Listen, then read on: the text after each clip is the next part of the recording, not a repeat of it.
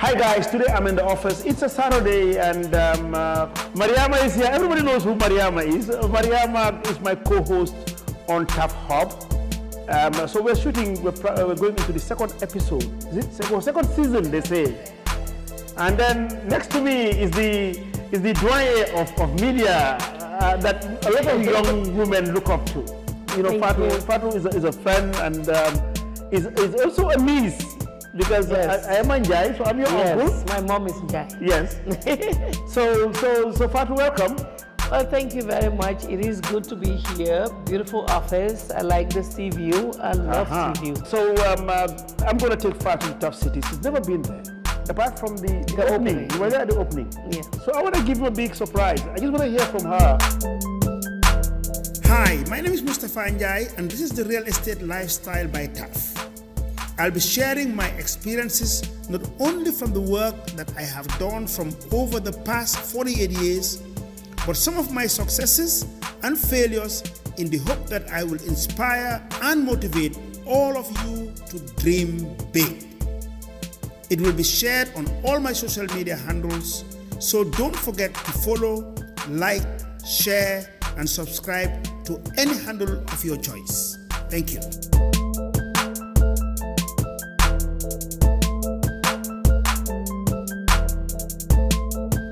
On this episode, Uncle TAF takes Fatu Camara and Mariama Colley on a personal tour of TAF City. During their journey, they touch on the impact of the internet on the younger generation. So what do you think, I mean, is a major challenge or a major problem to kids, like teenagers? I mean, Fatu, you're a mom. Yes. Raising teenage sons. Yeah. Who are living in America. And also here, because you are within the society. Of course. What's your take on that? And I have friends who have children who are based here in Gambia. I think the problem parents have now, the internet, is the main issue, because the kids are exposed to a whole lot of things. You know, there is basically no filter on the internet. Like, kids can get in, they can order anything that they want to order. And these computer games that they're playing also, you know, it has a big impact on their lives. If you look at their schoolwork now, some will be late to turn them in, and they'll be all day on the computer playing with people who are all the way in China, in other parts of the world, and you don't know what these people are telling our kids. Wow. So it's very difficult. We have a huge challenge. You're dealing with pressure from their peers at school, you're dealing with the internet issues, and you're dealing with a whole lot of things. Easy wood. Wow. Yeah. But then what's the solution? I mean, again, we all have a responsibility to society, because if anything goes wrong, well, for some of you are parents, some of us are now young grandparents. Yes. So we're affected one way or the other, and society is affected. Yes, it is. So how do we solve this? Well, there's a lot of people saying that they should be able to put some censorship on the internet, on the computers, because, for instance, kids can order illegal drugs online. Really? And yes. So if you order something online and you have like somebody who can bring them, I'm not sure how this JP thing works. They may not be able to allow illegal drugs, but in Europe and America, sometimes kids can order these drugs online, because all they do is fake their age. I think as parents, what we need to do is to engage them, sit down with them, talk to them, and don't think that these are adult conversations that these kids don't know. They already know them. What we did not know at university, these kids now know at 12. I am telling you, you'll be shocked. As we all know, we all love this country, and to see how it's going to improve. What's your take on the internet and how we can take advantage of it as a country, as a people? What's your take? Well, honestly, it is the best thing that ever happened to people, the internet, because now you really don't have to be home to listen to news, watch TV, to know what is happening.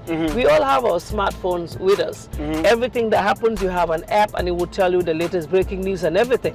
And for instance, if you want to sell something, right now I was sitting at your office and somebody called who is a holiday maker from Canada.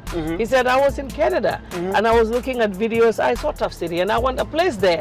So those are some of the good things that the internet does for us. If you wanted to advertise this on television, maybe the person in Canada would not have seen it. it. Yep. But because it is online and this is a go-to place for everyone, so it makes life easy for that. If you put it on mainstream media, how many people will see it?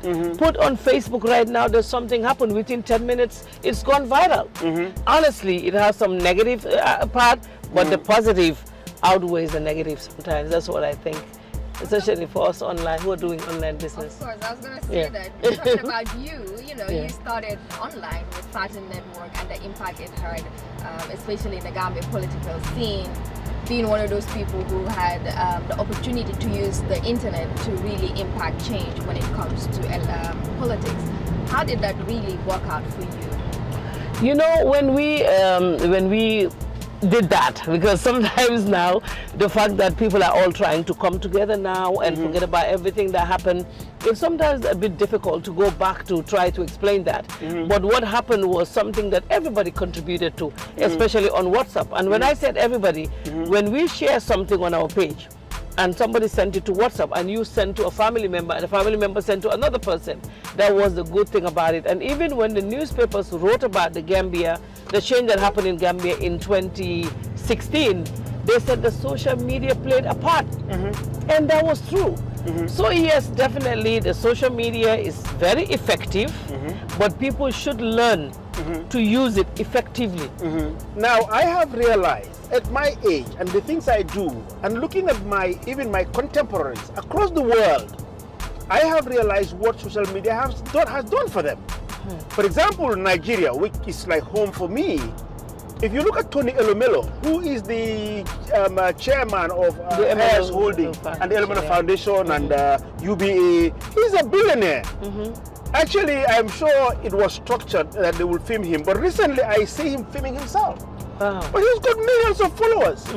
Again, it's about influence. Yes. You know, so for me, I mean, I believe in contributing to the lives of the youth. You know, I know quite a number of youth, they look up to me, they want to know my story, they want to know how I do it. So anything I post, you know, I have an objective why I am posting it. Now, coming back to your point, I had a very controversial tweet that came about I was my age and I was working hard, you know. And you remember you called me, what you've occupied social media for 5 days. That's right. But you know, for me, one of the things I will never do, I will never respond to any comment on my post. Because it's my view, I have an objective, which probably the person who is responding or commenting on it doesn't have it. I'm a Pan-Africanist. I believe in this continent. That's it. My good example is Habi Lam. Yeah, Kabi here. Habi Lam, who's got the biggest followers on TikTok. Over 150 million people are following him. So the boy was sitting at home bored, and just simply out of just miming or whatever with his gesticulations, the boy is worth over $20 million now. Oh yes. So in short, to summarize, for me, I see social media as a means of doing a lot of things. Perfect time to get a TAF quote. Life should be seen as a marathon rather than a 100-meter dash. Your main focus should be on getting to the finish line and not just when you get there. So Fatu, here we are. Yeah. So now the history behind This starts all the way here? Starts from here. Oh. But again, people ask me, how did you get all this land? This is all private land. So you haven't even touched this part yet? No. When we go, I'll show you the model of what we are putting here. Actually, in terms of distance, it starts from here and it's 3.5 kilometers inside, all the way to the border with Senegal. Wow, this is big land. Yeah, it is big. Our target, again, we want to make a statement, and our statement is that it is twice bigger than Banjul. Really? Yes. Twice? So yes. Now, we started by buying first about 6 hectares, and then we went around just buying from one client to the other. Oh, wow. You see the bollards? Yes, I can see it here. Now, on this bridge here, now this is Sifo. Oh, now this is Sifo. This is Sifo. Yeah. And we have this bit here, and here, this side, we're going to put an industrial park. Wow. Because it's a live, walk, and play. So this is all the way there? All the way to here. Wow. We've been buying it since 2018. For one individual? No, different cabilos. Oh, wow. A lot of money was spent here.